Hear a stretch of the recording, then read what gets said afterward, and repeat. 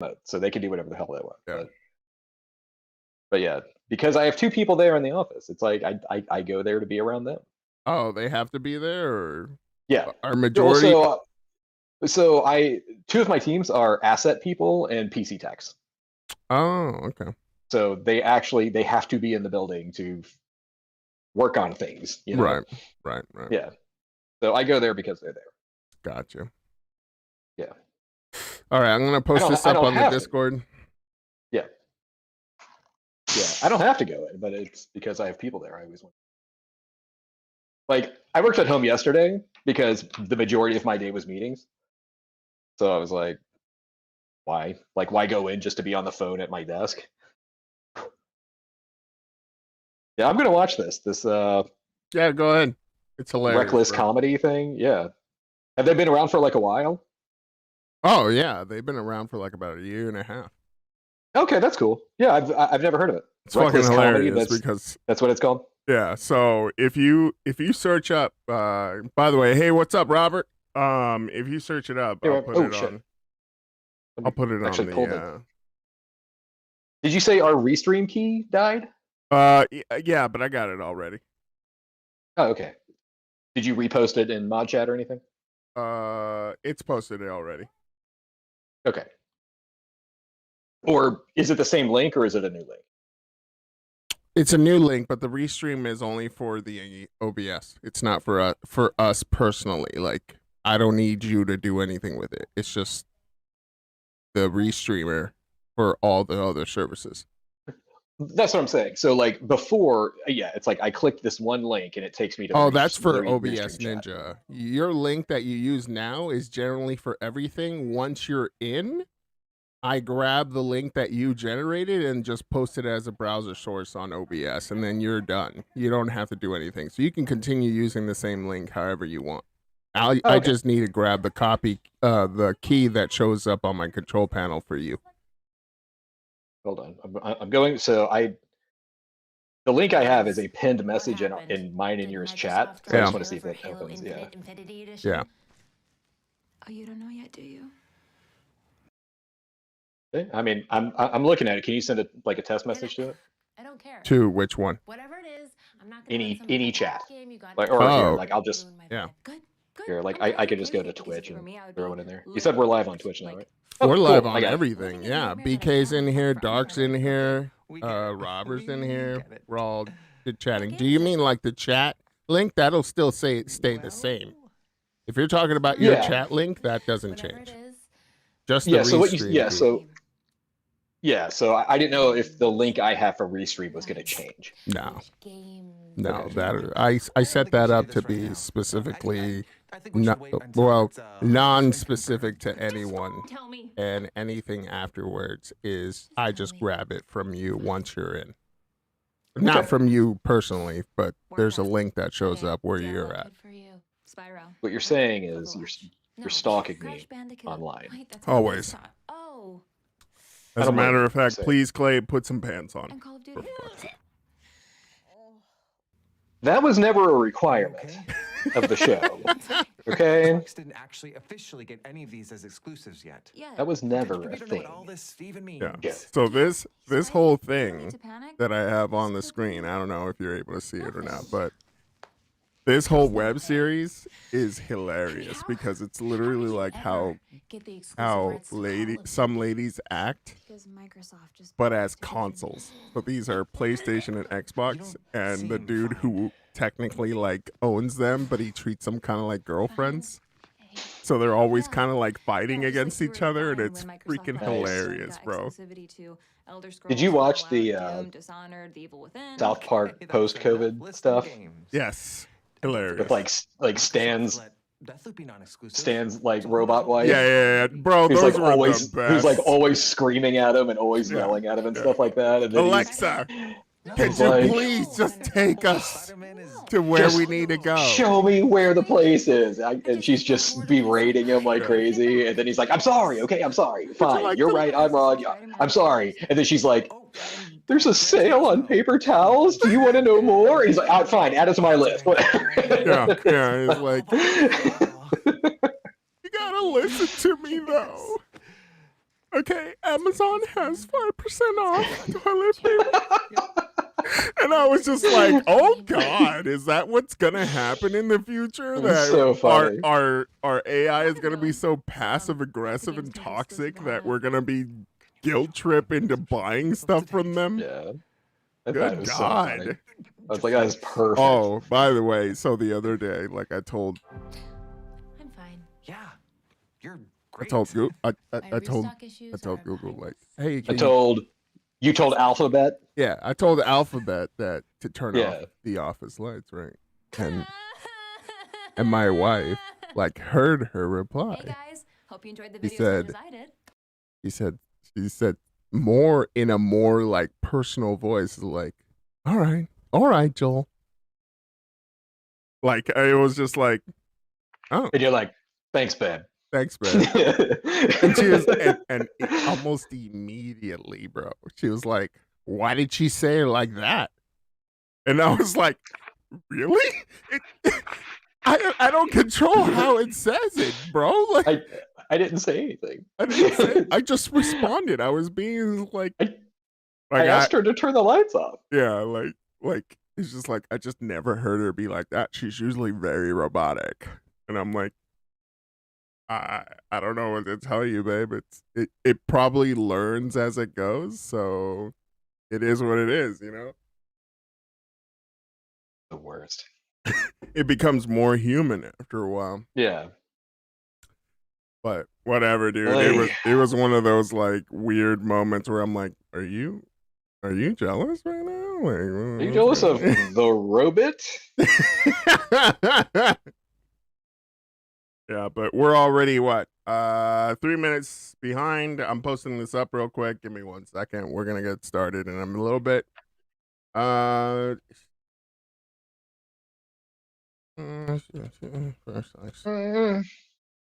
But yeah, let me know what you think. Let me know what you think of that web series because it's hilarious. Yeah, I totally will. Yeah, I love watching video game related comedy stuff on YouTube. So that's gonna work out.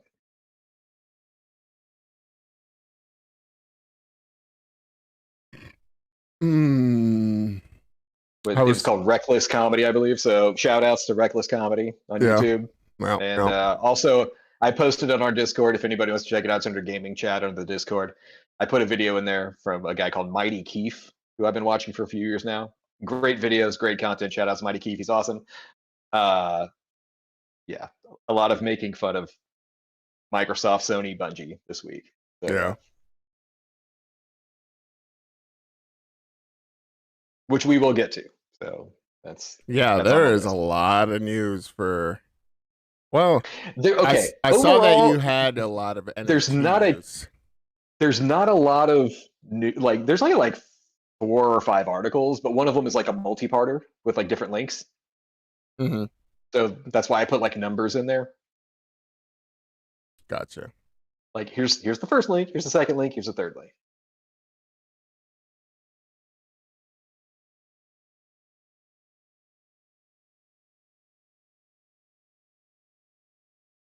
Alrighty. Mm-mm-mm. We should have just like old elevator music playing from like the 1970s as our.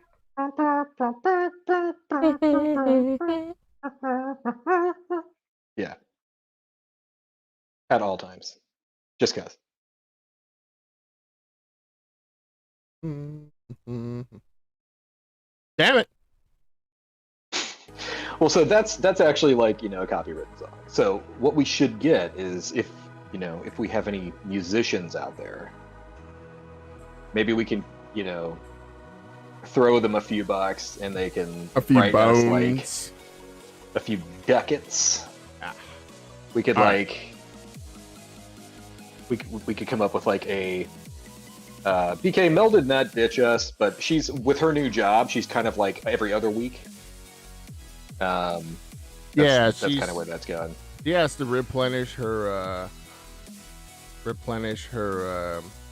her stats there, so Yeah. she's probably gonna miss like every other show. Yeah, Which is fine. She only I has, mean, She only has a stack right now. She doesn't have stacks on stacks. Yeah. You got to have stacks on stacks, and then you upgrade to racks on racks. Exactly. Yeah. That's how it works in the financial world. If we world. don't get no tolls, we can't eat no no rolls. Yeah. I made that up. If anybody know where that's from, we're not going to tell you where it's from. But if you know where that's from, you get two golden internet points. You get 2 golden. Gold meaning it's gold-looking, gold-esque internets. No. There you go. All right, so are we ready to do this then? Yeah, man. All right, let's do this because it is time for Game News Live.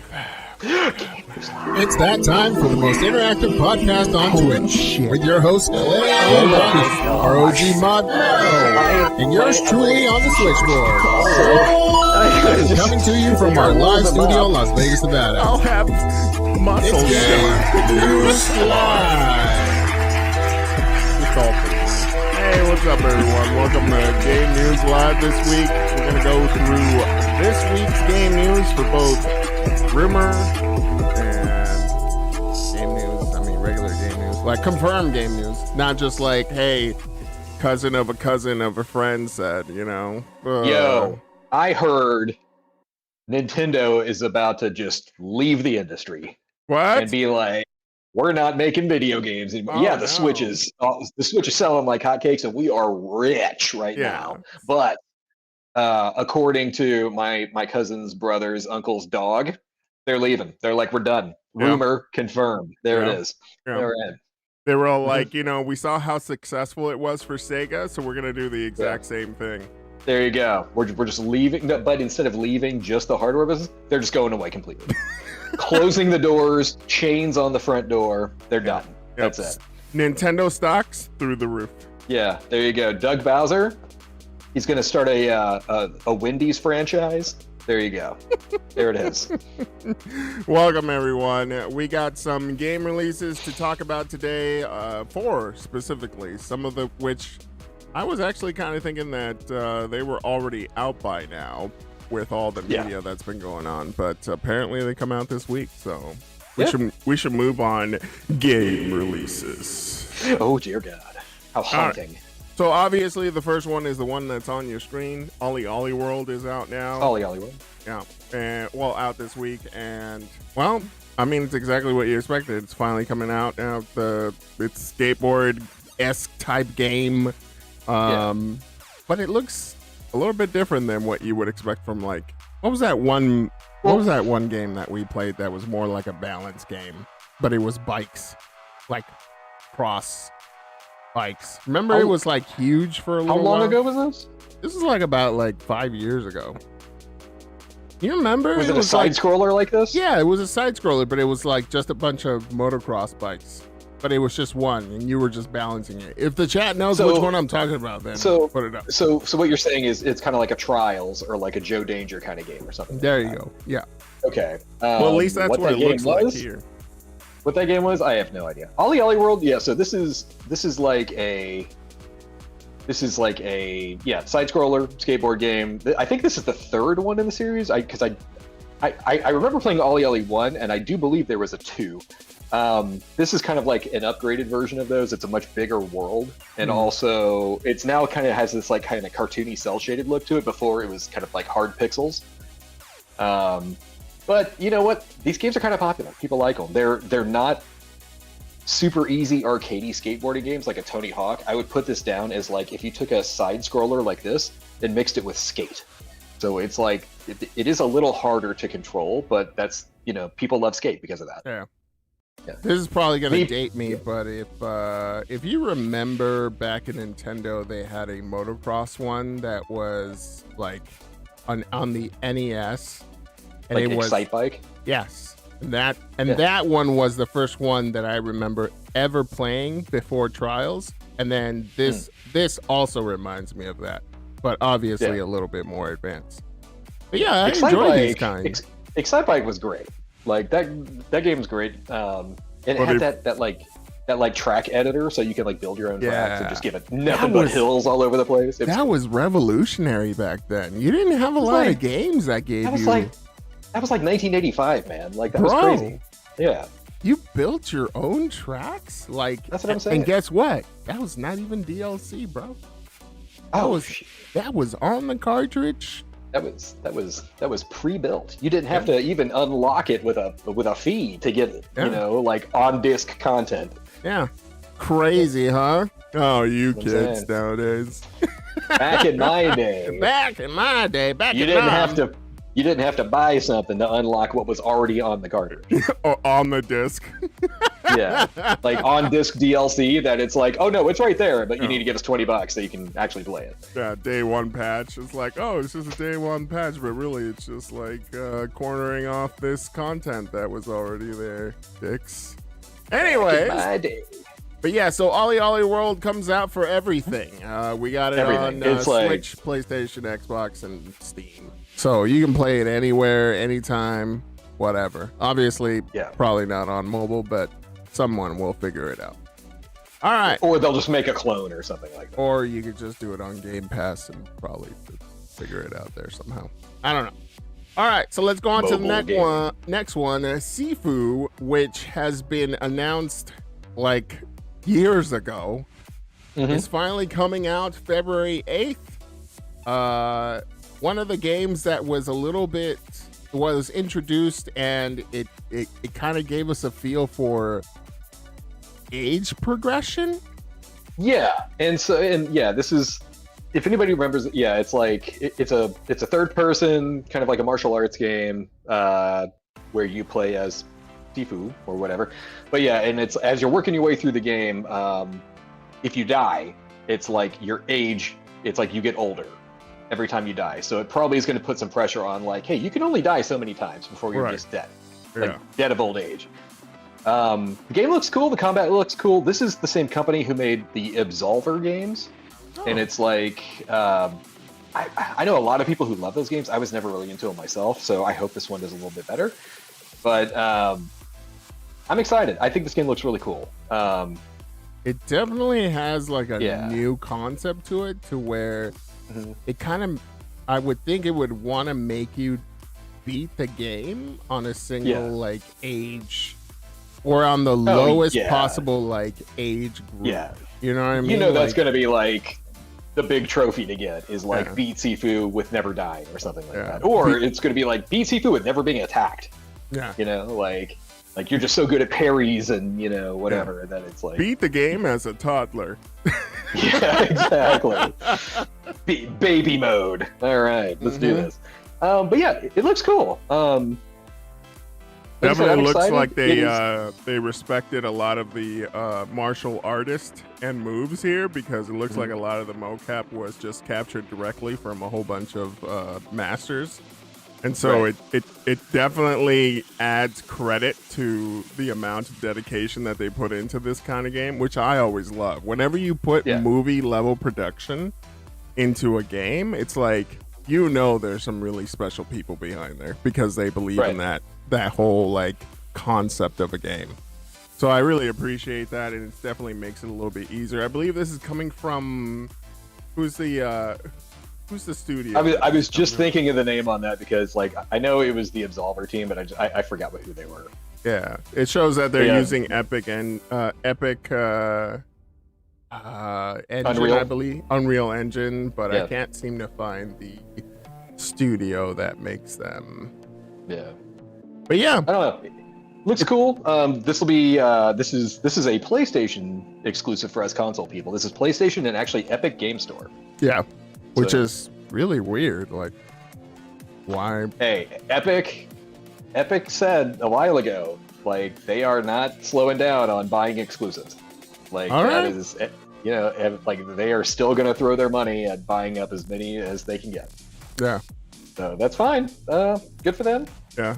I, as not PC gamer guy, it's like I have an Epic Games account, I have a Steam account, it's like, to me it doesn't matter. But I know that there are people out there who will like, if it's not on Steam, I'm not playing. Yeah. And it's like, okay, then that's on you. All right, you know. Yeah. So the next It's the one, same mouse and keyboard, so whatever, you know. we're gonna move on to the next one with Crossfire X, and I've heard a lot about this one, but I could have swore that this was out already in a different format. So okay, so I actually looked this up myself because I was actually in a beta test for this game last year, and Crossfire has been around for a long time, like the actual franchise. Yeah. But the last few games were really huge in China because they were like free-to-play first-person shooters. They were really big, but they were just online multiplayer games. So Crossfire X is the latest one. It's being released here. It's an Xbox exclusive, and that's not even PC Game Pass. It is literally an Xbox console exclusive, which I think is a mistake. I think if you're going to do that, just put it on PC also. That's just, whatever. Well, especially because Xbox is Microsoft at this point. It's like, bro, what are you doing? The way Microsoft is selling their new Xbox doesn't necessarily mean a console kind of thing. This should be on mobile, console, and PC day one. If it's going to come to PC later enough, I don't know. They haven't announced it yet. But it's at the moment, this is a console exclusive, Xbox One and Xbox Series consoles. Tactical shooter, as you can see, the beta I played for it, which is like over a year ago, it was the multiplayer mode was all it was, and you basically, when you went into it, you chose two different versions of the game. It was like you can either play essentially Counter-Strike or you can play Battlefield, and it was like, how do you want to play this game? But with the Counter-Strike mode, it was like you collect money, you buy your equipment before every round. It was Counter-Strike, or if you're playing with Rogue Company, like one of those type games. The other one was your Battlefield, you're taking over control points, mode. Right. And I was like, that's fine. But now they've added in a campaign. So as a console Game Pass player, this is going to be on Game Pass. I'm going to check out the campaign just to see what it's like. Right. And now that I have an Xbox Series S, I can jump in there with you for the exclusives. I completely forgot you had a Series S. Is that still going well? I love it. Yeah. I mean, I have never seen my kids communicate more than when they play It Takes Two. Dude, that game is so good. Bro, that game is so good. Ask my wife, and it has shown a co-op layer between my kids, which fight all the time. Like any subject, it could be just like, that's not where you put the Tupperware, where you're supposed to put the dishes away, sis. And it's just like, oh, all hell breaks loose, right? Like, I'm really in hell because I'm surrounded. There's nothing but girls in this house. Okay, the only boys here are me and the cat. And so I'm surrounded here, right? So they don't communicate very well for anything. It's usually an argument.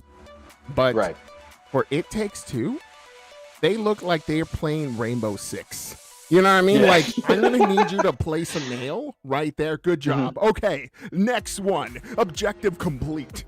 And it's just whoa. The nails and the hammer, and you swing from the nails and stuff. Dude, that game, everybody out there, look.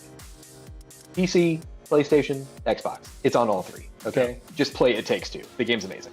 It Takes Two won quite a few awards this last year, I believe. It did. And it definitely deserves them for the level of story 100%. And progression and co-op. It was just one of those. And I still haven't beat it. So I know I'm waiting for something magical at the very end. But at the same time, it's like already just the gameplay itself has brought my family closer together with just one game. So it's so good. I hope that studio thrives and keeps on making more golden tickets like that. We're going to talk about them thriving here later in the show. Let's do that. All right. So we're going to move on from Crossfire. This looks like it has the potential to be a hit on Xbox. Not necessarily to take down a Counter-Strike. Here's the thing. Okay. I don't ever, like, unless it's like just a garbage Ubisoft or EA game or something like that, I don't wish Crossfire X any, ill will or anything like that. I hope the campaign is awesome. I hope it gets me into Crossfire as a franchise. I'm going to try it out. Like I said, it'll be on Game Pass next week, so I'm not out any money or anything like that. But it's a, like I said, it's a console exclusive. So if it was PC as well, that would be one thing. It's an Xbox console exclusive, but at the same time, it's like, hey, there's this new first-person shooter on the Xbox that's on Game Pass, and that's cool, right? And then people are, not me obviously, but literally everybody else on planet Earth is going to go, can't hear you playing Halo. You know, it's like, why would you release a console exclusive after Halo Infinite came out this year? Especially Yeah. if you're limiting down to like a certain demographic or just console players, right? But you have the easy task of just porting it over. Not easy task, but I mean, it's pretty much a 1-to-1 when you're talking about Xbox and PC. To just include crossplay with PC players, and you just expand it that much more. Like, what the problem is? Like, I think it looks cool. I like playing like campaign modes in shooters, you know, so I'm definitely going to be checking this out. But you're up against Halo now. Yeah, and Halo has crossplay. Halo has crossplay, but Halo is you're gonna compete with Halo on the Halo console as a console exclusive game. That's true. And it's like, that's a battle, man. Like, this game better be spectacular. So wait, this isn't, this isn't even free to play? It's not free to play. I don't believe so. But because we're Game Pass subscribers, we get it for free. Oh, okay. So yeah. Again, yeah, that makes sense. Crossfire out on my birthday. Crossfire X. Enjoy that. February 10th. Enjoy. There you go. I'll probably be playing on my Xbox Series S. So if you have a Series X, you probably have a 1-up on me. Anyways, all right, let's go on and move to the last one of game releases. And by the way, yeah. By the way, wow. I wanted to. You just reminded me of something, and I wanted to be like, oh, hey Joe, guess what? So yesterday, you know Brian. Brian shows up in our chat every now and then. Yeah. Brian lives right next door to me, so he just got a new TV. Okay. This crazy, huge, 8K, 120 frames, giant. Why? TV. Why? Because he's not married, and therefore he has money. Oh, all you had to say was that. That's it, exactly. So you get it. I was afraid that the kids weren't gonna eat this month. Yeah. I was. Okay. Right. It's him and a dog. There Got you it. go. So, fuck. Never. So he has a Series X, and we're trying to, like, what's up, Mel? What's up, Raven? We're trying to. Now that he has this new TV, it's like, okay, we need to start Googling around and finding games that use 120 frames on console, right? Sure, yeah. And so one of the things that that I remembered was Gears 5's multiplayer, not the campaign, but the multiplayer, you can set to run at 120. Yeah. Yep. And yeah, you can tell the difference. Yeah. Like, yeah, we were talking about this like a few weeks ago. Now, 60 is still buttery smooth. Like, 60 is there's great. Nothing wrong with 60. 60 is the standard. You can easily tell the difference between a 30 and a 60. It is night and day. But it's not so much visually, it's responsiveness. It is like, but trying out the Gears 5, like, I just jumped into like a 5-on-5 or whatever it is. Yeah. And dude, it was like, whoa. Okay, I get it now. Like, that's kind of crazy. And that's the awesome fluid part. That is. That's the awesome part, because on PC it's like that's the standard, and it's just like we've been trying to like tell you like hello, you know. just try it. Just try it. You'll see what I mean. It's like I don't see it. Really. Really? Touch the mouse and move things. He's like, tokale. And it's just like, oh, wow. Yeah, it was I definitely feel it. I will say, what I'm saying is going from 30 to 60, 30 to me is almost unplayable now because I'm so used to 60, right? You kind of feel that jitteriness. 60 to 120, it's not that big of a like night and day experience like 30 to 60 was, but you can tell. Yeah.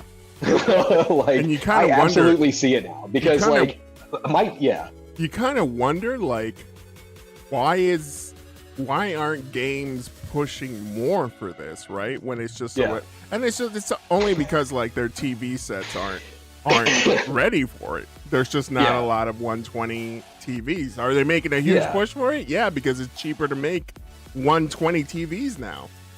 Yeah, so it's like, why not? Raven says, I need to upgrade my TV to watch my Series X. And it's like, yeah, I get that.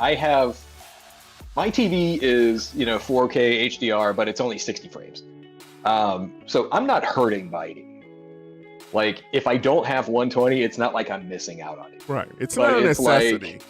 It's a luxury at this point. But I will say, now that I've seen it with my own eyes, it was like, okay, no, there is vastly a difference here. Like, I get it. Yeah. Like, eyes were opened, and that's nice. There are two groups that I would think need to have that.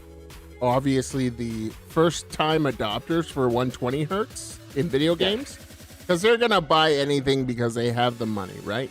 Yeah. First adopters, and the pro leagues, because pros need that response time and accuracy, right? Because NVIDIA isn't wrong. Frames win games, bro. Like, that's what I'm saying. If you can interlace extra frames in between input times, then you can better predict whether somebody's gonna move faster than the next guy. So it makes sense for that. But for just like, hey, the next time I buy another TV, then just consider that feature. That's it. Future proof. 120 is going to be the norm at some point. Just do it. Yeah. Oh, it's just the games you play, inevitable. You can always play in 30 mode. Like it doesn't matter. Yeah. All right, so let's move on to the next one because this has actually been one of the highest anticipated games I've been hearing. I was going to say, I was going to let you run with this one because I don't know anything about this game. You and I are both on the same page. I would think Mel would be the one that tells us, which is why I was going to mention in the Discord, hey, when Mel is not here, we could just pop someone in who wants to be the third wheel if they want to commentate. There are a lot of people in our Discord who have been talking about this game. And so it's like, okay, that's cool. Hey, like, look, this is so Lost Ark, PC, MMO, maybe survival aspects to it. I don't even know. It looks cool. But yeah, I haven't played a PC MMO since Star Wars The Old Republic. And it's like, that was a long time ago. But this is one of those like top-down kind of MMOs, right? Like where it's more like a Diablo 3 type game rather than it really is an MMO? Or are there certain aspects of it that are just like, if you perform a certain fighting move, it just puts it down to a more cinematic feel? I'm not exactly sure because some of them are showing as like top-down view, but I could be wrong. Yeah. Wondering Raven says, I just got into Star Wars The Old Republic. I know there's new content for them as well. Even to this day, they're still making stuff for that game. Like they just revamped like the combat system, and they're adding like the Sith Legacy or Legacy of the Sith like expansion into it now. I used to love that game, man. I'm a big Star Wars nerd myself, so I was like, hey, it's World of Warcraft, but Star Wars, like perfect. Sign me up, Is the majority of it like canon? None of it is canon. Oh, okay. Like 0%. It is outside. Technically, the Old Republic is not canon. So like KOTOR and KOTOR 2, it's like they exist in what is just called Star Wars Legends, which is what they call anything that's not part of the canon universe. Gotcha. Yeah, wondering if they made it canon, that would be awesome because it would have no effect on anything. Like, it's that far ahead? Well, no. The Old Republic is 3,000 years before Star Wars. Oh, then what the hell? That's the thing. It's like there would be no problems. It would be like 3,000 years. And it's like, what would that affect? We already know the Skywalker saga and Boba Fett's happening and Mandalorian. None of it. 3,000 years. That's when humans. This was before Jesus. Okay, like that's how long ago that is. Like this was like that far back, and we go, okay, you know. So what you're saying is like it would start off with a long time ago. This is the beginning. Seriously, bros, long time ago. Seriously, come on now. It's been a while. But now, so Mel says if it's not made by Disney or part of the original Star Wars, they don't matter. True. The only thing about the Old Republic that technically matters is the main kind of character of the series, who is Darth Revan. Mm-hmm. Disney is really trying to make Revan canon, like just him. But that's it. Like the entire rest of it doesn't matter. But Revan is popular. They sell Revan toys, like Revan's lightsaber you can buy from Disney. He's in Disney games, but they're like, nope, he's not canon, doesn't matter. So it's like they're trying to make it happen. Did he originate from a certain title?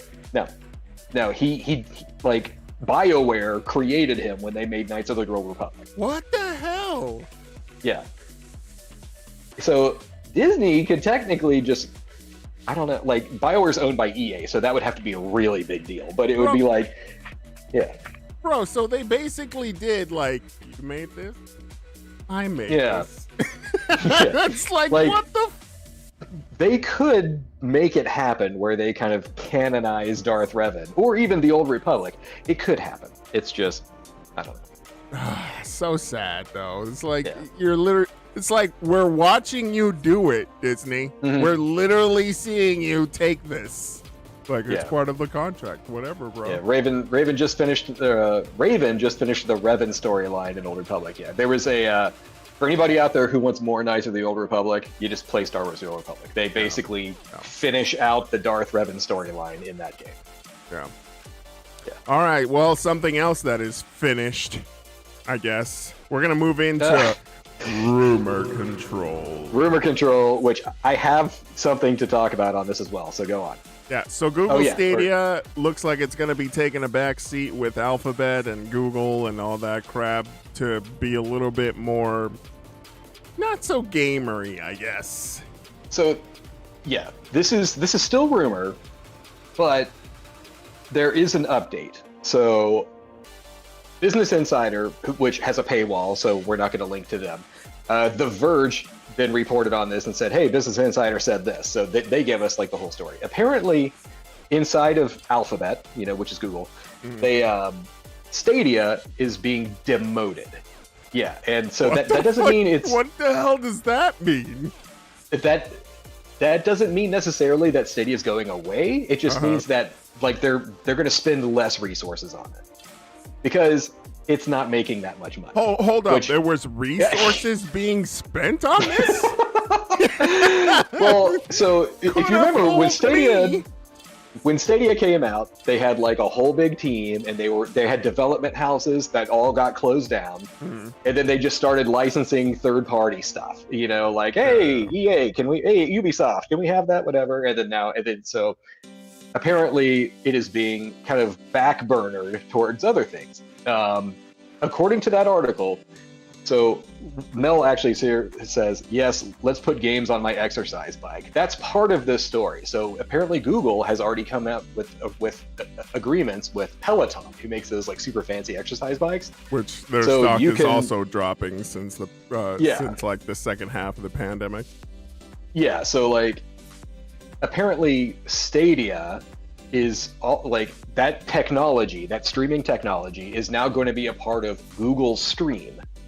And that technology is going to be licensed to other companies who want to use streaming technology within their products. So it's like Google saying, hey, you want to stream video games on your exercise bike? One, you can just use Stadia. Or two, if you want to host your own content, we can give you our technology and you can do your own streaming. So like they're going to adapt they're building their cloud streaming. Yeah, they're building a platform. So all of that being said, Stadia has actually put out a Twitter post. And I'm just going to read it. They said, if you hear one thing, by the way, this was yesterday. If you hear one thing, hear this. The Stadia team is working really hard on a great future for Stadia and cloud gaming. We hope you agree, and we know the proof is in the playing. We're particularly proud to be offering 50 games to Pro members in February, with more than 100 titles to join Stadia in 2022, and plenty of free play days for everyone to enjoy. There's also more feature goodness coming to Stadia 2, stuff we can't talk about just yet, but we promise to share when we can. Have a great weekend, Stadians. I did not know Stadians was a term, by the way. Please don't call us that. Oh, no. That Stadians applies to the 8 people who actually pay for it. Yeah. So there you go. So what you mean to tell me by this Twitter post is that Stadia decided to finally compete with the groundhog and actually come out and say something, but it was still late in trying to do so. Yeah, so...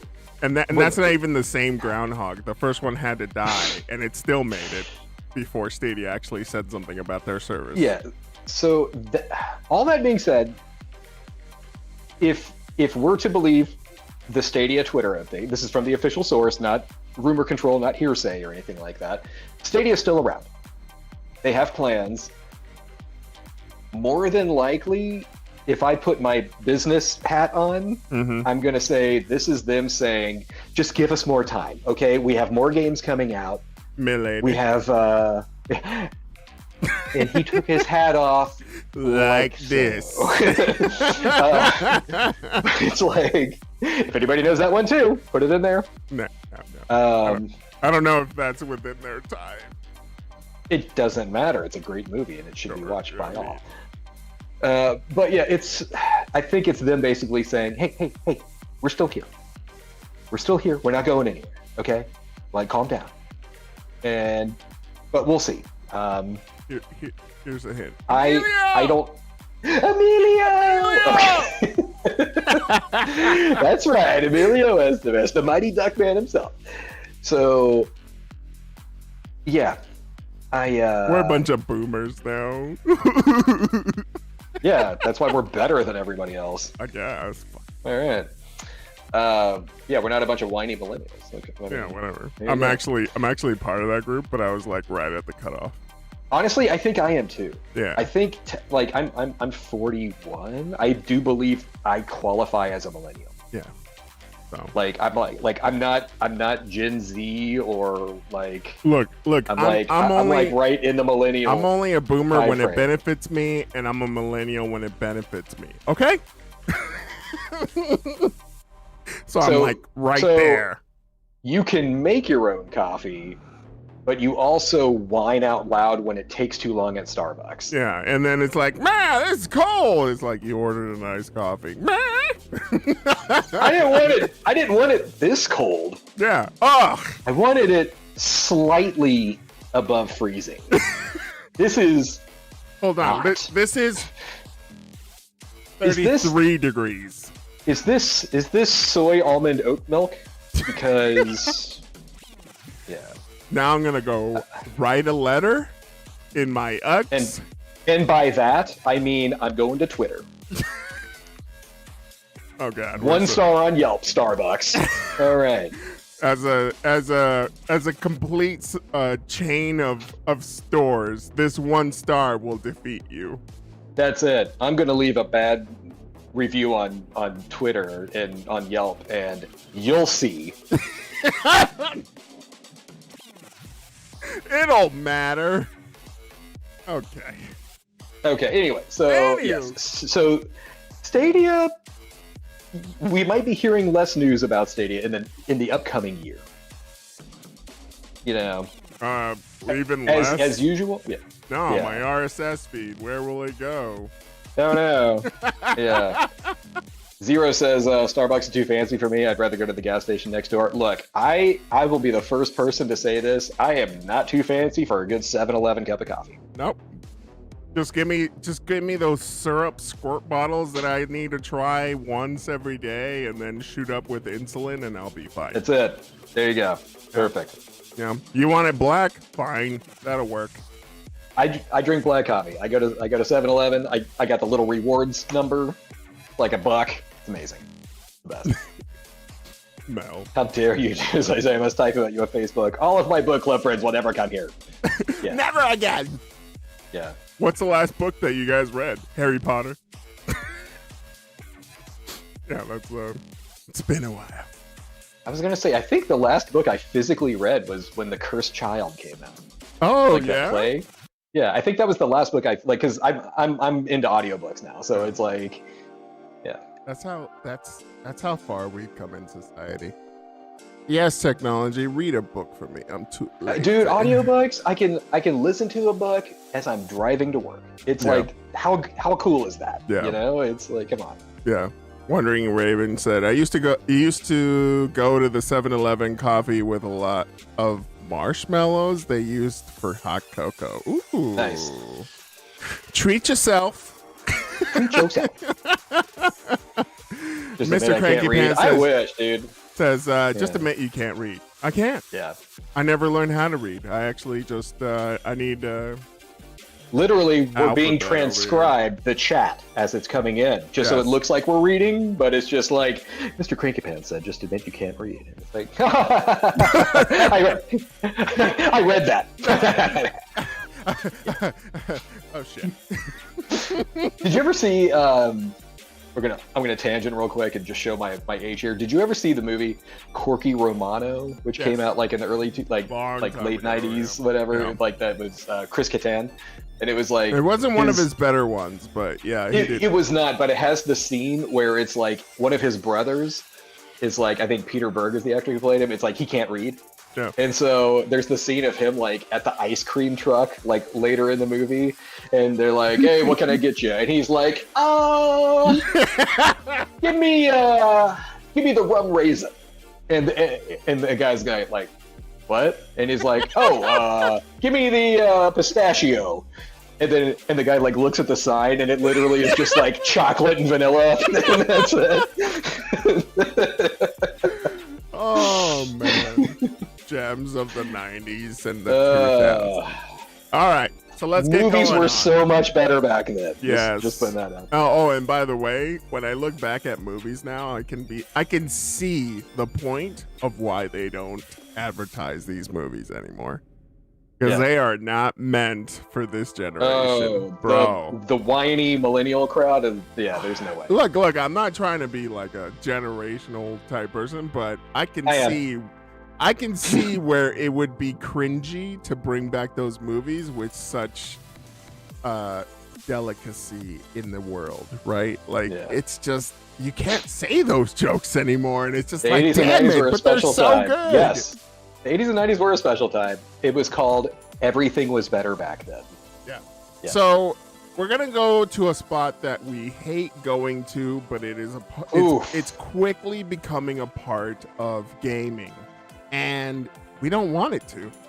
And gamers are starting to speak their mind about how they don't want this on their games. We have 3 examples here of like so many people whined and moaned that change is currently happening. It's going to reverse in the future, but it's currently happening. So let's talk about NFTs again. Yes, please, because we need them, right? One of these, the first one on here, is a follow-up to something we talked about a couple weeks ago. If you all remember, Troy Baker kind of got in hot water because he announced he was going with this voiceover NFT company where you can, like, from what I understand, the idea of it is like I could record my voice into this like computer, and I could then sell my voice as like, hey, I want my Google Home device to now sound like Clay. And so you could just like, you know how it's like, oh, your home whatever device could sound like Shaq or something like that. It's like that would be an NFT that you could buy.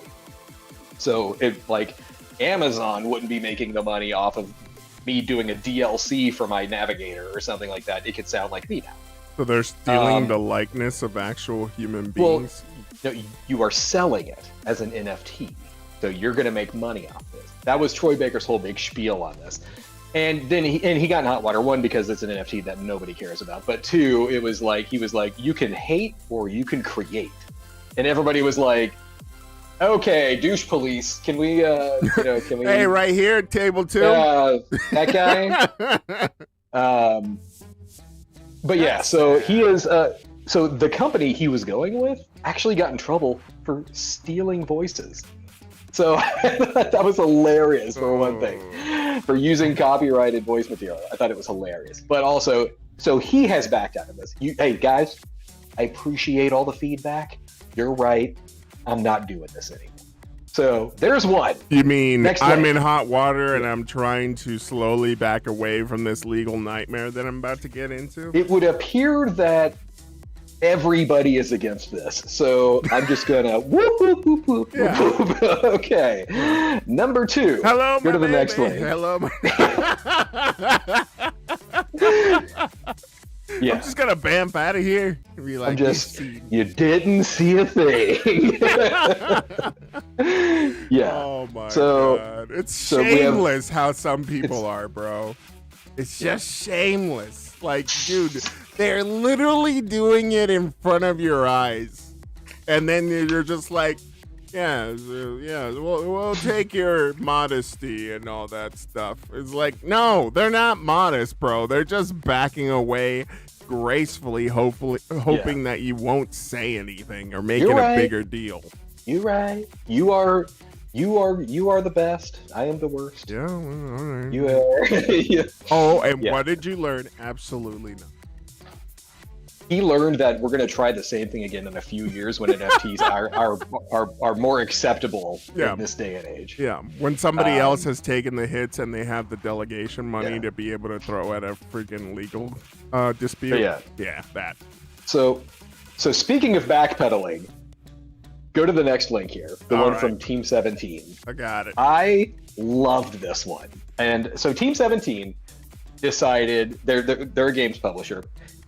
They decided they were going to make NFTs based on the Worms video game franchise. That's a long-standing game. That's one of those things where every now and then somebody says, "Oh, hey, Worms is free on Xbox right now," or it's a PS Plus game, and I go every single time. I go, I completely forgot that was a thing. You know, like I completely forgot Worms was a video game franchise. Every single And time then- somebody says Worms, I'm like, you mean Army Men? Can I get Army Men? Yeah, Army. Yeah, right. Yeah, Right? can I get And that then it's- instead?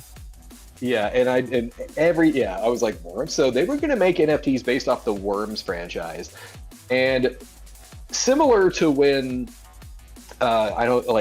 we talked about this one a few months ago. It was Stalker. The Stalker 2 team was going to do NFTs, and then everybody was like, nope. And then they were like, yeah, you're right. Sorry. Okay. You just wanted to throw it out there. You know what they're not doing? Yeah. What they're not doing is they're not putting out those polls that are readily available on any social media and just being like, would you like to see? Oh, you already voted? Oh, okay. It's 100% no. Oh, okay. One day after announcing their Worms NFT, you're right. Okay, canceled. Okay, Yep. We heard you loud and clear. Okay. So okay, one day later, I was like, brilliant. This is genius. Bro, Then the best example, you cannot get a more perfect example right now of how the world is not ready for NFT. Can you go to link number 3? All right, link number 3, I believe, is the EA Apex Legend. EA boss went from calling NFTs the future to running away from them. Oh my god! Even Electronic Arts doesn't want a piece of this right now. Ubisoft is still balls deep. They're like, we're doing this, guys. Like, this is happening. We are Even milking Electronic money, and we Arts, need it. who, voted multiple times as the worst company in America, the company that Disney had to smack down for their cheesy money-making loot box schemes, even they are running away from NFTs right now. Because they're like, bro, even we can't spend this. Okay? Like, this is not, that's not to say it's never going to happen. Like I said, in a year or two, everybody's going to have this. This is going to be a thing. But for right now, even EA is like, nope. the world hates us enough as it is. We're not going down that NFT pipeline right now. But yeah, I think there's a yeah. reason, there's a correlation between gamers appreciating certain game companies and not appreciating others. And it's not the fact of NFTs really. It's not introducing new ways for games to make money. It's really the fact that they just don't have a pulse on what a gamer is. Well, And they spin this company driven like gains and losses whole like atmosphere on gamers as if we're part of the board, right? And it's just like, yes, but we also speak for your money making situation. We're not the people who are working under you and just being like they'll buy it no matter what, which we used to do a lot and we still do for certain games. Look at, there are two prime examples of where you could say the times they are changing, and that is, you've got, so EA, Battlefield 2048 is not doing well, or 2042, whatever it is.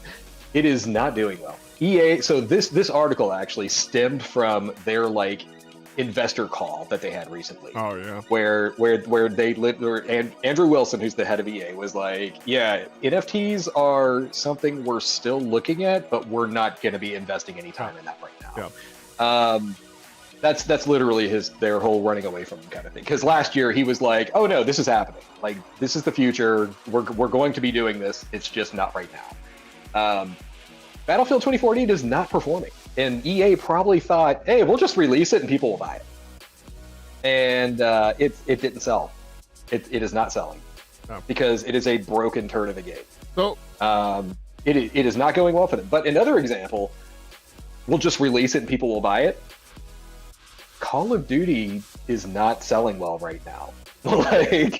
And that's Call of Duty. That's like a big dog in the race right there. Like that is huge. But to say like Vanguard is not selling, it's like, yeah, and it's probably because of all the Activision Blizzard drama over the past year.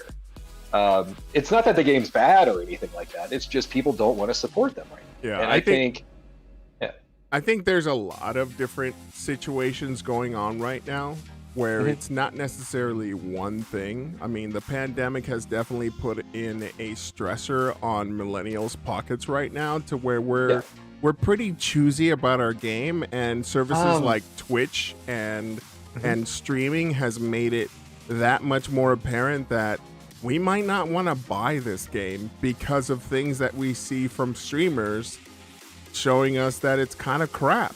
I mean, if we're able to see the game before we even have to buy it, why would we even spend on it? So I believe the formula has been broken for a long time to where these companies have been so used to releasing betas and calling them as releases and then saying, hey, we're gonna be making it better as we go along, to where you just need to sell quality so that way it makes it easier to own the game and consider buying your extra crap. Yeah, that's it. If you make a killer game like God of War that sells itself just from a single player perspective, right? It's a single player game, bro.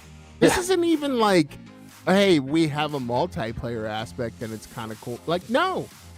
If you have such a good game that almost is so good that it's like a movie, and you throw in extra things that aren't required because the polish is already there, then it's going to be an easier buy to actually invest into a good game that we know we're going to play for years on end.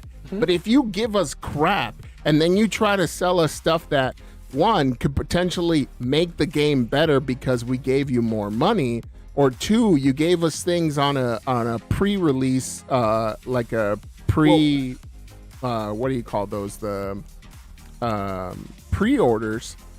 Okay. Like, what does that say to you about your game? It says you don't have confidence in it. So to your point, and this kind of is where Battlefield is, this isn't the first broken Battlefield game that was released. So like they do this almost every year, right? So Right. like Battlefield this is 4 was like that.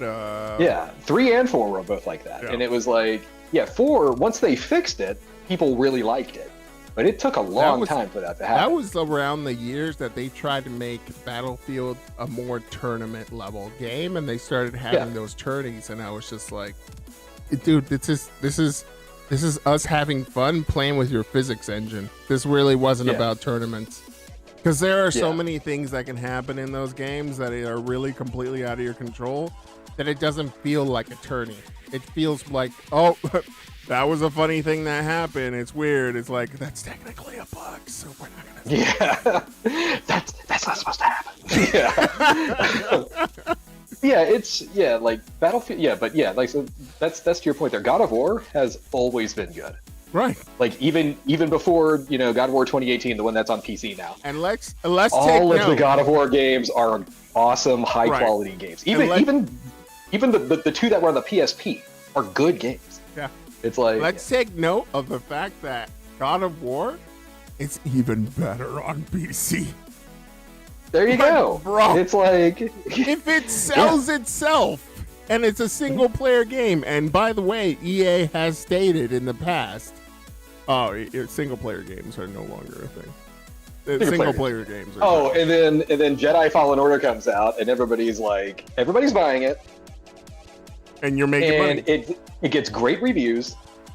And then they're like, Jedi Fallen Order performed above our expectations. And it's like, no crap. Yeah. Like, you built a polished game. Maybe a couple of bugs here, but it's polished. People, look, to this day, and this is another EA thing, Respawn, Titanfall 2. People love that game. And the majority of the people who love that game talk about how good the campaign was. And it has Is the multiplayer good? The multiplayer is good. It's solid. I'm not saying anything bad about the multiplayer. You don't get the people who say, God, I love multiplayer in Titanfall. I really want to play that. That's why that was Game of the Year that year. It's like, no, it was the campaign that made all of the attention in that game because it was really darn good. If they want to play Titanfall multiplayer, nobody plays Titanfall multiplayer because it's full of hackers. Yeah. They play Apex. Yeah. Those people who want Titanfall multiplayer play Apex. Yep. They're not playing Titanfall. Mel says, if the story was good, the bugs don't matter. Look at FNA. Five Nights at Freddy's. Yeah. Oh, Security Breach. Yeah. Security Breach is, that came out a couple weeks ago. It's getting pretty good reviews, actually. Yeah. I see it on stream all the time. I'm interested, but it's too spoopy. It's so spoopy. Yeah. All right, let's move on to some more news because this one was the heavy hitter that was really more like a cherry bomb, really. And we'll explain why. This is gonna be one. Yeah, this is gonna be one of those like Xbox and PlayStation kind of battles back and forth that we take no sides on, but we're gonna make a couple of points that might make us look a little biased. Yeah. So here's Bungie responding to the recent Activision buyout from Xbox in a way. The world is looking at it like that. Okay. The highlight of the story, PlayStation has announced that they are going to purchase Bungie. Which, okay, that's fine. They announced it like shortly after Microsoft announced their big Activision Blizzard King, acquisition. So a lot of people are treating this as, here's how Sony's fighting back. That is not the truth. Big deals like this is a $3.6 billion deal. Those don't happen within a week, right? Like this was probably in the works for half a year now. Yeah. It's just, they couldn't talk about it. It was like, because of legal things, NDAs. I'm pretty sure this was one of the speculations that they were already thinking about when they separated from Activision, as it was anyway. Yeah, so and Bungie's history, if anybody remembers, they were an indie Mac developer, and then Microsoft acquired them. They created Halo. It was Halo 1, 2, 3, and I want to say Reach, maybe? And I don't even know. But that was around the transition time Reach, between and ODST, I believe, were theirs. It was 3 Reach and ODST. Yeah, That was theirs. And then they bought themselves free. They said, we don't want to work for Microsoft anymore. We want to be independent now. Microsoft said, groovy, we own Halo. And they said, deal. Okay. So like that's how that worked. And then they did their own thing. They created Destiny. They were in an agreement with Activision to publish the game. It wasn't like Activision owned them. Now, let's make a point right here because it's very important. Not everyone from Bungie left with Bungie that made the original Halos. What you're seeing online right now is a lot of Sony fanboys, and I love reading this stuff. I think it's hilarious because these people just have no idea what they're talking about. A lot of Sony fanboys are like, Microsoft thought they were cool with Activision and all that stuff. Oh, we just bought Halo, bros. And it's like, no. Like, the team that made Halo, a lot of them probably left Bungie when 343 to stay on the formed. Halo team. Yeah. Like when 343 came in, they took a lot of Bungie with them, and that's business, right? Bungie created Destiny, and they use Activision as their publisher on it, and then later on they bought Bungie back from Activision. So it was like they did it twice, kind of. Yeah. They kept the publishing rights away, or they made themselves kind of indie again. So they took on the publishing rights from Activision. So Activision couldn't like own it anymore. Yeah. They basically like bought Destiny back from Activision, but Bungie was never owned by Activision. Like they were still an indie studio. And now they went into an agreement with Sony. A lot of times this comes down to money. Like this is like, since they no longer had Activision's money, they said, we need help keeping Destiny 2 alive. Like we need people coming in to help us fund this game, because MMO type games like that take a ton of work. Right. Like they are always evolving. It is a live service game. This all came down to money. And Sony came in and said, Sony's side of this, like I don't think Sony is just wanting Destiny. Like that is like probably part of the deal to say, hey, we can do some exclusive content, because there's a lot of people on PlayStation who play Destiny. Good for them, whatever. This all came down to the fact that Destiny, or Bungie now, they have a history with live service games. And Sony doesn't have too many of them. And this probably came down to them saying, keep doing Destiny, do your thing. We want to do X, Y, and Z, and you can help us get there. And so this was their expertise on a live service game. Now, which is fine. Chat, I get that. Give us whatever your opinion is on this, because I feel like the more people that let us know about the possibilities, the more we can consider things that we didn't think about. But this does not feel like a mic drop against Xbox or Microsoft, because if you really take a look at the roster that they got from Activision, it blows away anything that really Bungie has right now. So I am not a Destiny fan. I'll be the first person to say that. I've never liked that game. I love the game. Back when it was Destiny 1. I know a lot of people who play it. So like, I'm not denying its popularity or anything like that. It's just, I don't play it myself. So when Sony announced this, I was like, who cares? I think they overpaid for one thing. They $3.6 billion. I think that's way too much money for Bungie. Bungie came to Sony to create Halo Killer's sequel, Haze 2. Yeah, I remember when Haze was a Halo killer, and I remember when like Killzone was a Halo killer, and Killzone's a great series. Like, I'm not complaining, but it was like, I don't think Destiny really has anything to do with this deal. Like I said, like I think this is literally like Bungie's expertise in these kind of games are what they're gonna want to do. This is just studios being eaten up right now. I feel like this is just people collecting their chips with their $1 billion bags of money and trying to create a stronger front and creating a less of a situation where they have to roll the dice, and instead just say, hey, just build this for us. Just build this within our ecosystem. And that's all that's happening right now. So like Sony has ideas, probably. Like they probably have some big plans, and they don't have people who know how to make these games well. Like Bungie can. So they're just adding to their pool of developers. Like, we already know that a lot of Sony's internal studios were reassigned to Team Asobi, who makes the Astro game. We know this. This is like internal documents, this is proven, everything like that. So Sony is throwing a lot of money on Astro right now because that's going to be their next like Mario game. Maybe this is just them filling out the background, right? Like, hey, if we get Bungie for X amount of money, we can get them started on this new live service thing that we want to turn into a subscription and, you know, do and make more money like that. While, you know, until Astro's ready.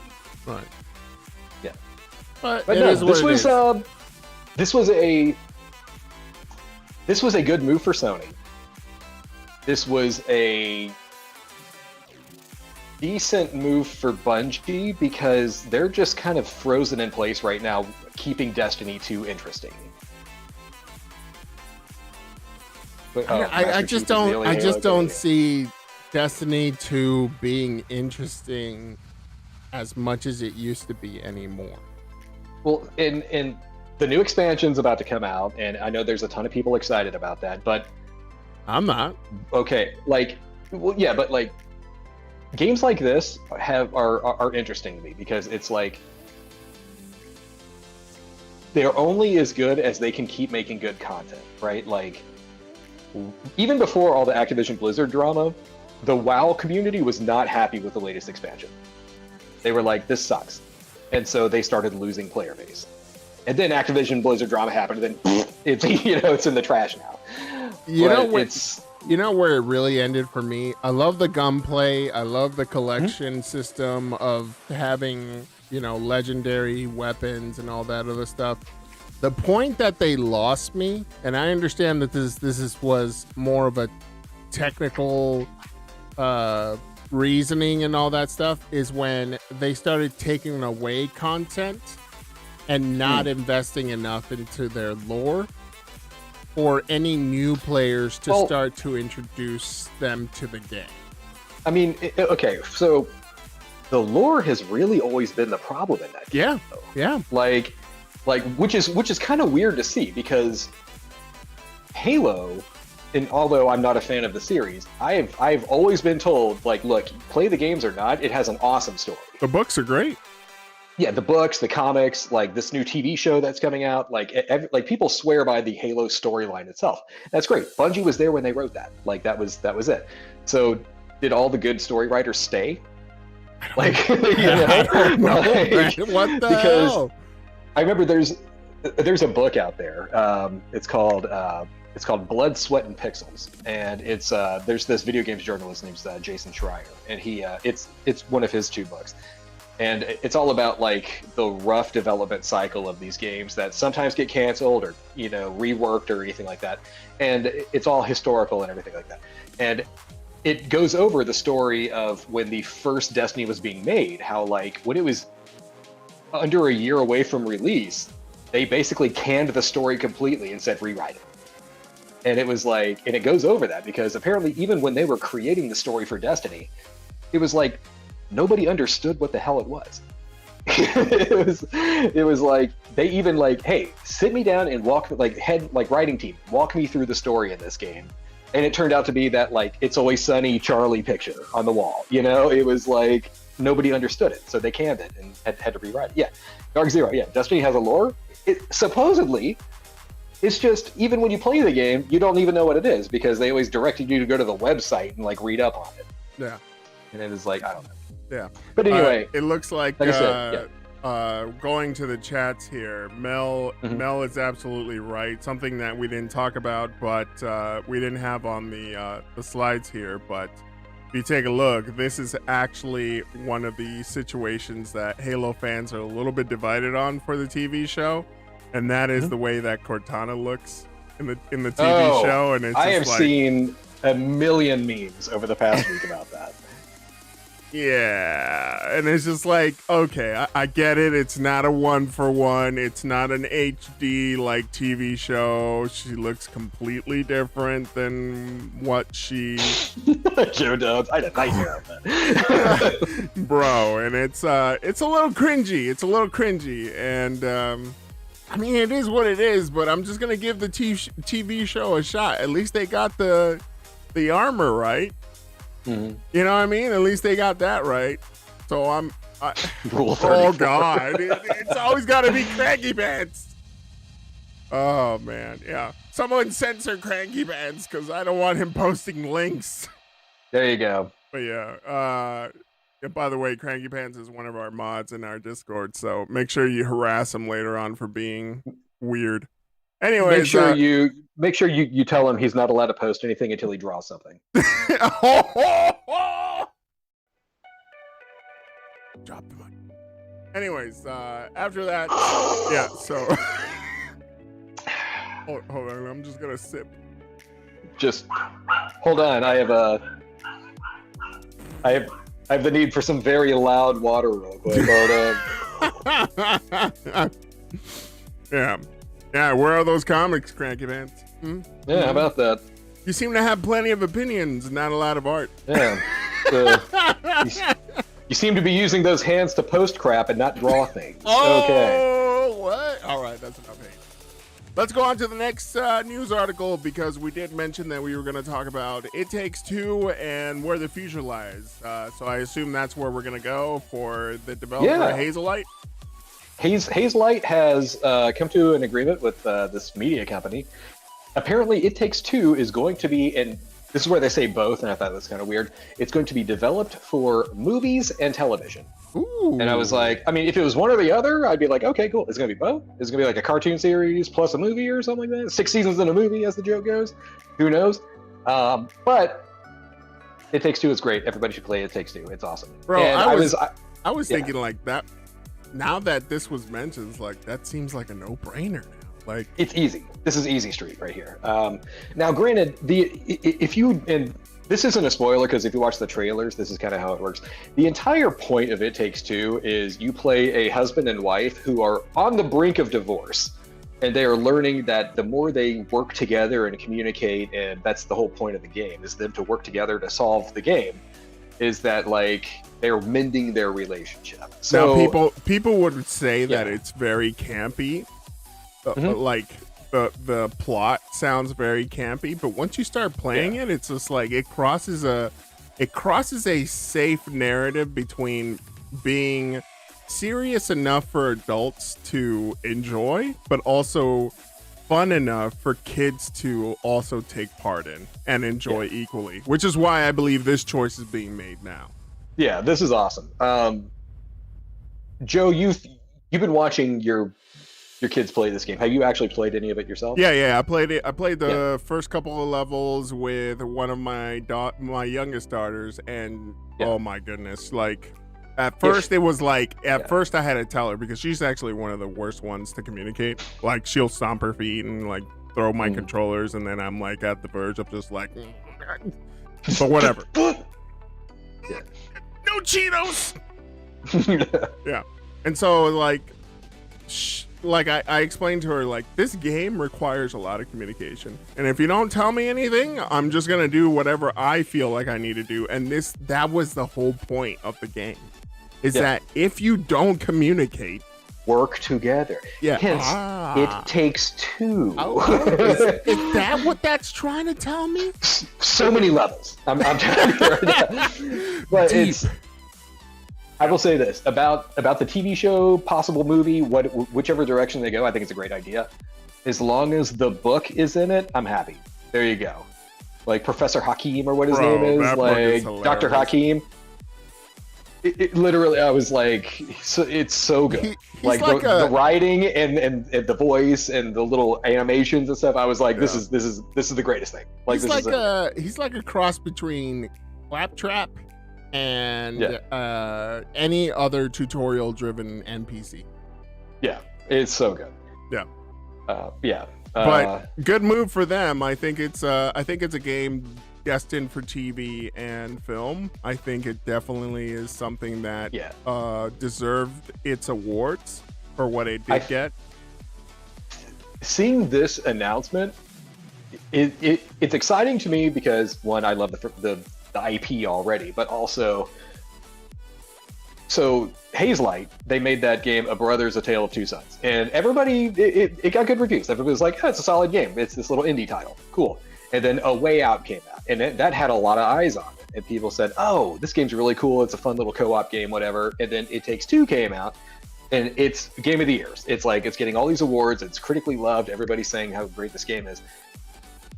Hazelight is a little tiny indie studio, and I'm wondering if this is good. Like, if this TV and movie thing happened and it's a hit, they might, it's like, hey, EA is going to have to throw a lot more money at this company, And then what kind of games are we going to get after that? Is there going to be like a 4-player split screen co-op game next or something? Like, I'm excited for the future of this company. I think once you start throwing in so much money, and then quote me on this, right? I think once you start throwing in money on what used to be indie developers, you start to lose some of that special pizzazz that made you and got you to where you're at, to where now you're appeasing your board members and your directors, and this is where we want to go on the TV show. So you're gonna have to reflect that on your game over there, and it's just like, well, you kind of ruined the magic, but it's a long ways from there. Usually it fades out after the third one. So I would think that this is one of those IPs that are just going to last as long as it can for the money that they want to grab. You'll see toys, you'll see whatever, and then it'll just fade away because it lost the very thing that it tried to achieve.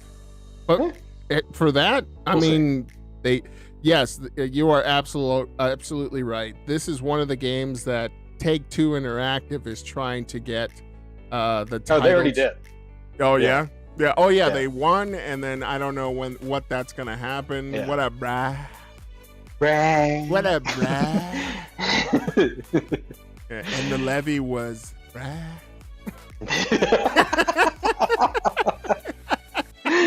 Oh, God, I totally forgot about that. Yeah. Anybody knows where that's from, another 2 internet points. Yeah. But Brian says, I've heard nothing but good things about this game because it's awesome. That's why. Yeah. That's why very you've heard good. that. My kids approve. They don't hold on to attention, to their own attention longer than 2 minutes or the equivalent of the average YouTube video, but they were playing this for 3 hours. Yeah. So it's really. Yeah. Let's go on to Grand Theft Auto's huge announcement. Ooh. Oh.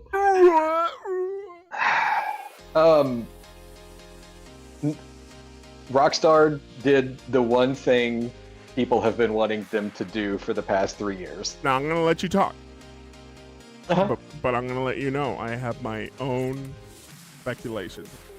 Okay.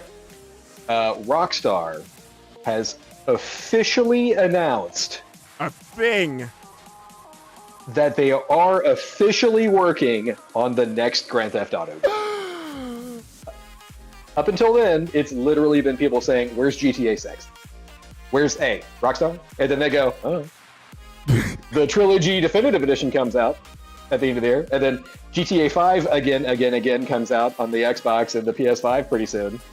And then, but yeah, so Rockstar finally said, we're working on another one. That's it. And which they should have been working on for the past 10 years anyway. But they have officially said it is happening. Not when, or even a title. We don't even know if this game's going to be GTA 6. It could be GTA San Fierro or something like that. It could be some a title, like a city name, I guess. Joe Dubs. But where's Bully 2 at? Where is Bully 2? Bully was a cool game. Where the fuck? Where are all these other franchises that made you? Where's Midnight Club, bros? Where's Manhunt 3? Yeah. Where's Lemmings? Okay? Where's Lemmings? That's what I want to know. Why don't you bust out your Rolodex where you put your IPs at and be like, Ooh. State of Emergency 2. Now we're talking. Oh, amazing. Yeah. Where's but yeah, it's like it's not, we don't even know what it's called. It could be GTA 6. It could be episodes from San Andreas, like it could, who knows what it's going to be. Grand Theft Auto Bully 2. Red Dead Theft Auto 5 and Grand Theft Auto Bully 2. Manhunt Edition. It could, who knows? Smuggler's Run 3.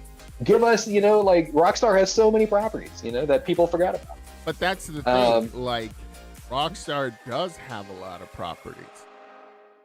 And Rockstar is the only one who I wonder who's knocking at their door and being like, hey, you want to be mine? You want to be exclusive? Huh? You want to date? You want to... okay, so... You want to try out some NFTs? Because you have a lot of IPs that we can make money off of. I think we talked about this with the Activision Blizzard, thing. Take-Two Interactive. I'm gonna go with my speculation here real quick while you're doing all that. But here's the thing. I believe there's a reason why this came out at the time that it did. Yeah. And I'll tell you why. Right now, a lot of companies are dishing out their quarterly earnings. And not a lot of companies are showing a lot of positive quarterly earnings unless they have a huge hit, right? Rockstar is known for not having games all throughout the year, or even within 2 years they have a brand new game. It's usually a rehash or something, right? Like people get tired of these games, right? So I believe that this came out to be like a counter to, hey, we didn't make the goal that we thought, or we didn't blow it away where we thought it was going to happen, but we need to put something out, a little breadcrumb, a little something to continue this upward trend of investment before or right after our quarterly earnings call. So for the people, so if anybody's trying to, date Rockstar games or anything like that, so Rockstar is actually owned by another company called Take-Two Interactive. Take-Two Interactive, this is a 30-second Google search. This is not exact numbers. Take-Two Interactive is worth roughly $20 billion. Microsoft just spent $76 billion on Activision Blizzard King. So could they throw another, let's say, hey, you know what? Hey, sweeten the pot, 30 bill. All right? Yeah? Huh? 30 bill. Huh? I mean, could they do that? In a second. Microsoft could do that in a split second, and then they'll go, oh, hey, internet, by the way, GTA, whatever the next one's going to be, is Xbox exclusive. Everybody, Oh, they could. They could. And if they did, it'll easily be on PC, right? Yeah.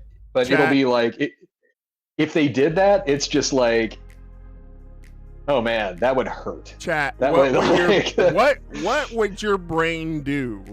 And this is specifically to the chat. What would your brain do if Microsoft was just like, fuck it, throw them an extra 10 bill. We own them now. 30 billion. It'll make the the board happy. Yeah. Whatever. Sony, what do you got over there? You got the guys that made Oni. Cool.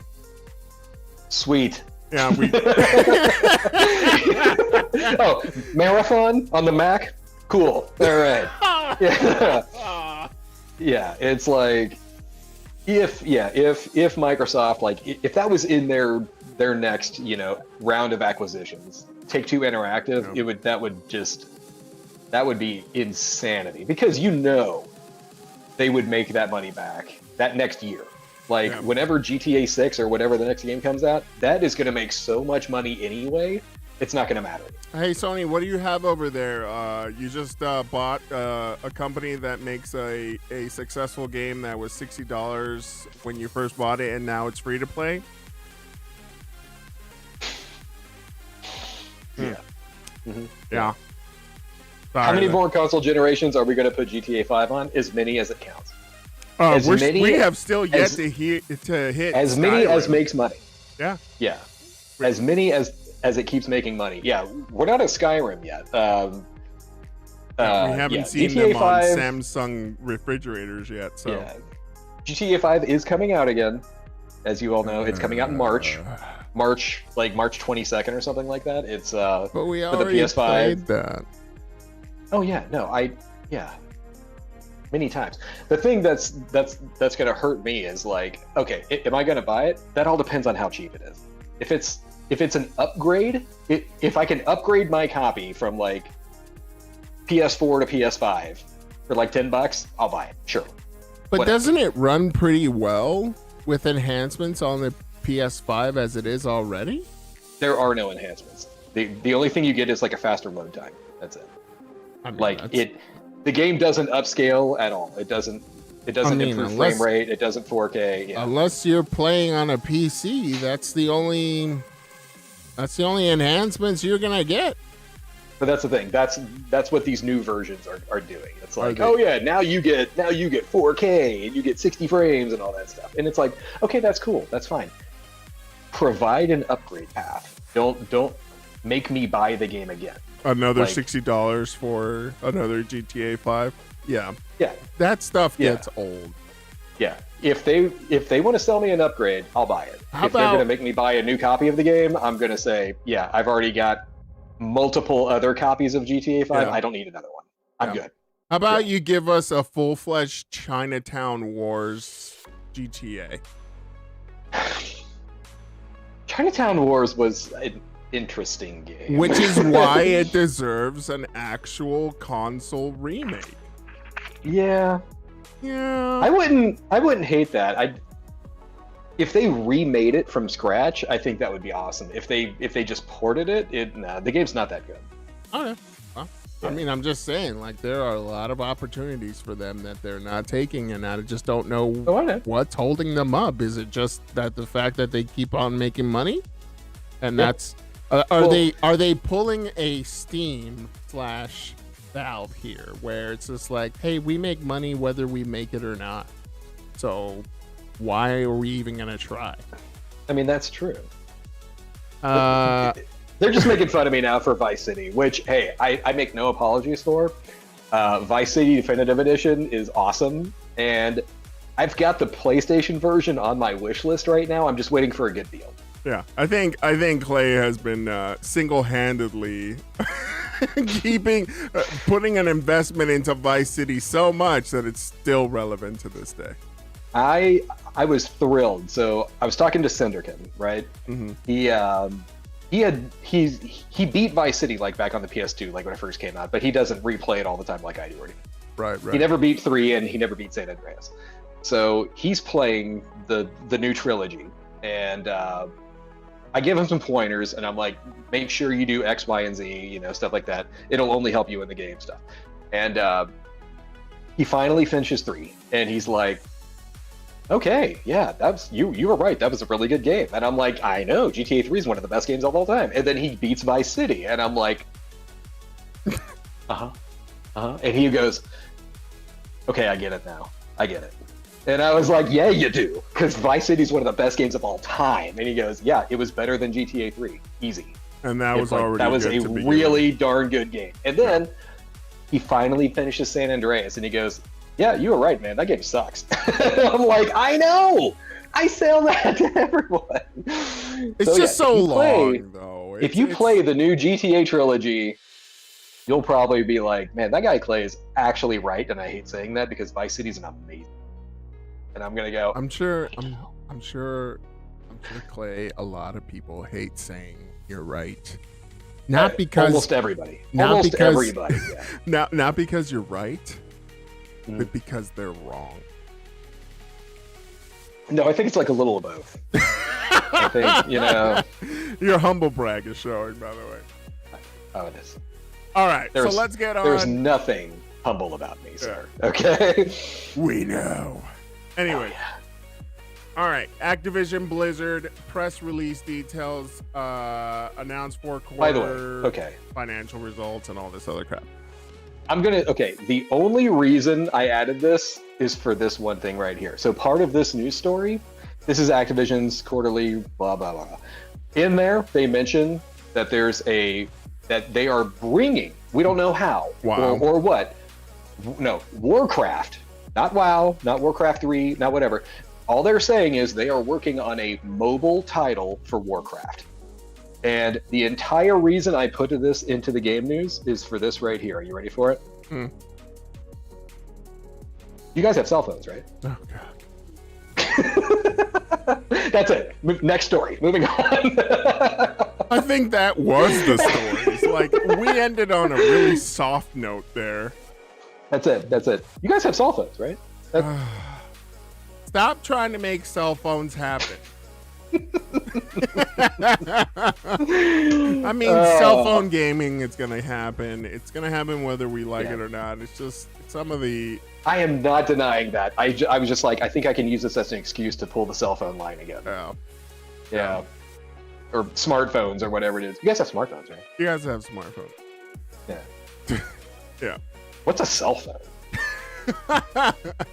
That's not my dad. That's a cell phone. Throw it on the ground. If anybody knows that one, another 2 minutes. There you go. Yeah. All right, so that's pretty much it for this week's news. It's definitely, the times are changing. You can see it, you can feel it in your consoles and your PCs. There's going to be less exclusivity in my book, or maybe more exclusivity, but in a different form this time. It's not going to be like, oh, well, you know, we'll include it in this. It's like, no, it's just part of our ecosystem, and our ecosystem is available everywhere. I'm going to give everybody the key to happiness. Here it is. Are you ready?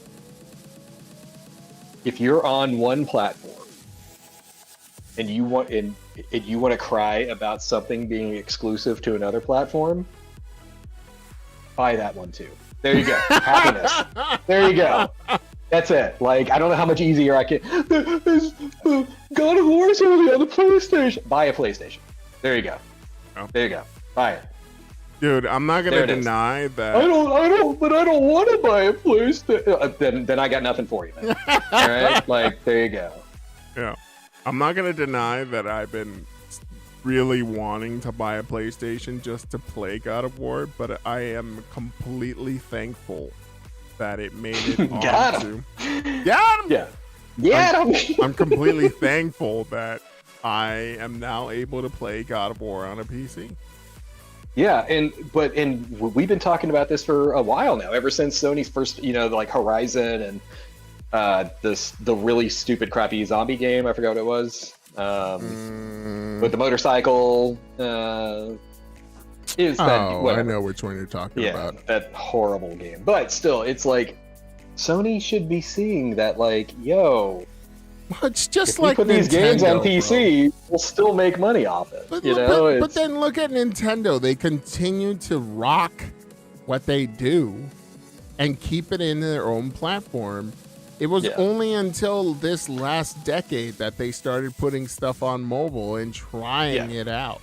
And it wasn't even like a full-fledged attempt at getting legitimate titles over to mobile or any other platform. You're still not going to see that because they love to have that exclusivity. Nintendo's not going to change. Nintendo's not going to change, but Sony has the ability to change. They're just not doing it.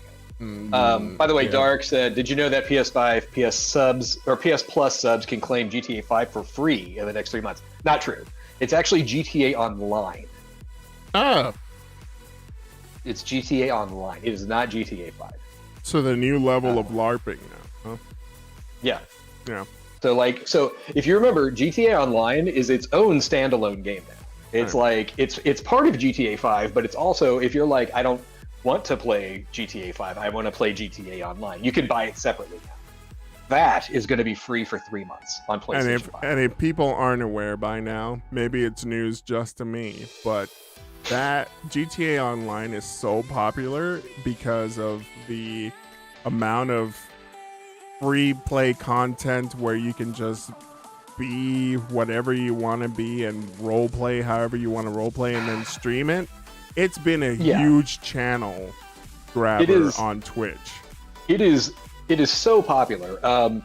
Something Rockstar did correctly with GTA Online. One is they just provide free updates all the time, right? Which is great. Also, if anybody, and this is I think this is why Red Dead Online has such a bad reputation. GTA Online is like the opposite of Red Dead Online, not only for cowboys and whatever, but it's like, if you see a car you want, like, oh man, I really want that car, that's bad. It's a DeLorean, I gotta have it, whatever.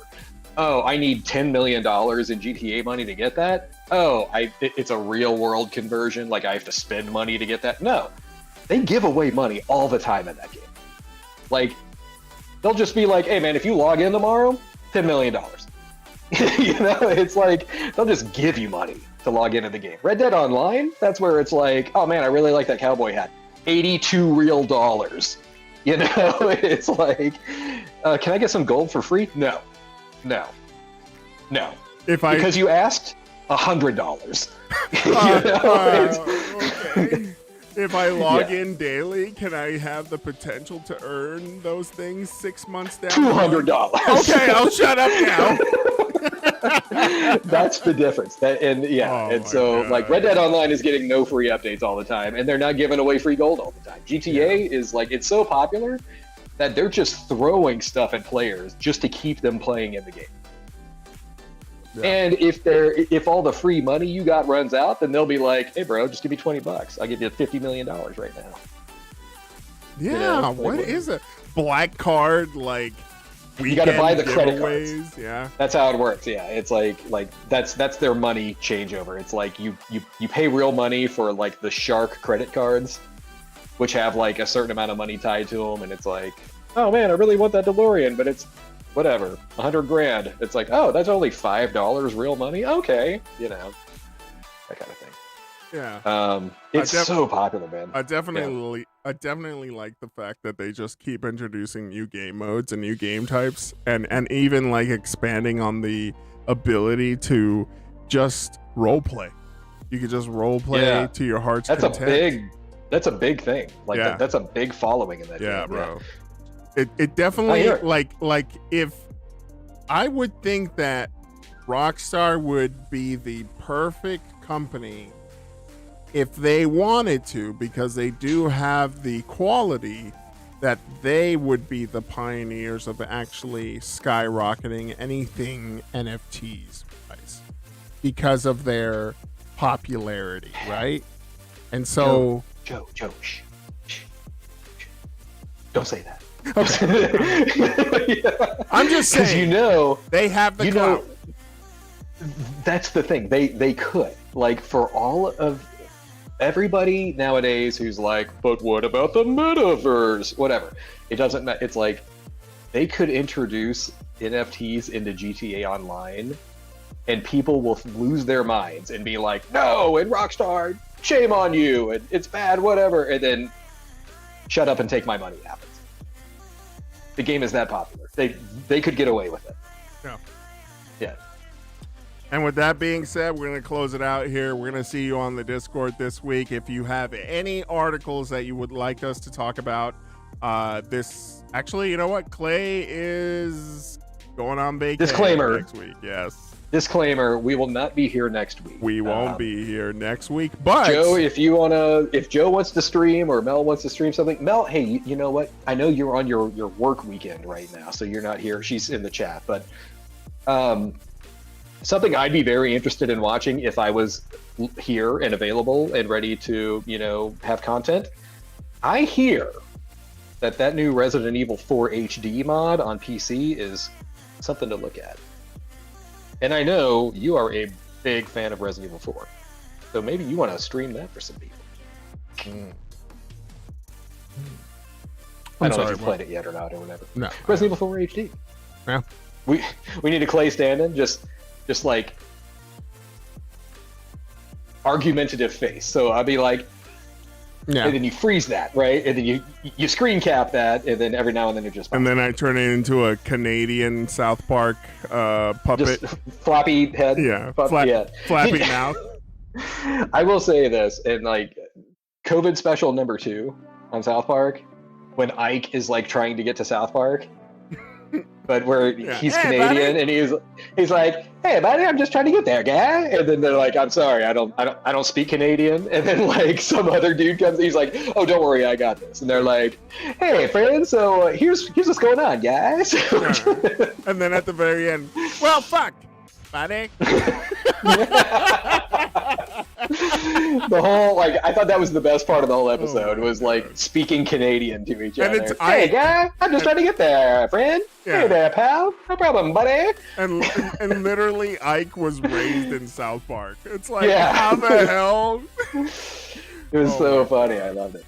Hilarious. All right, but well, yeah, we'll if you all want to stream some RE4 HD, I think that would be a good call right there because that's who doesn't love Resident Evil 4, right? But then you can all be frustrated watching Mel play Resident Evil 4, not just me.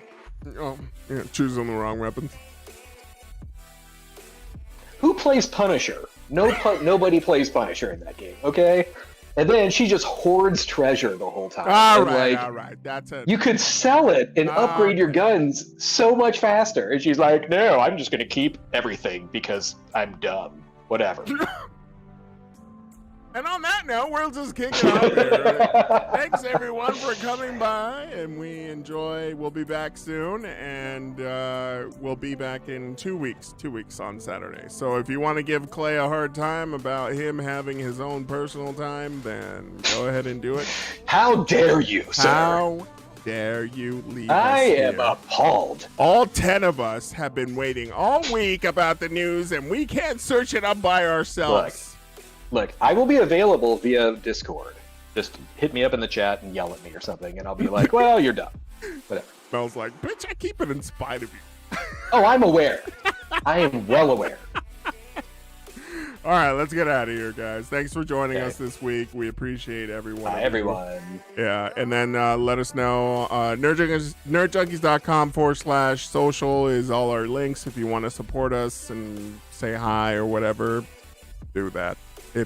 And then we're always hanging out on Discord 24/7. Just come at me, bro, with the @ sign.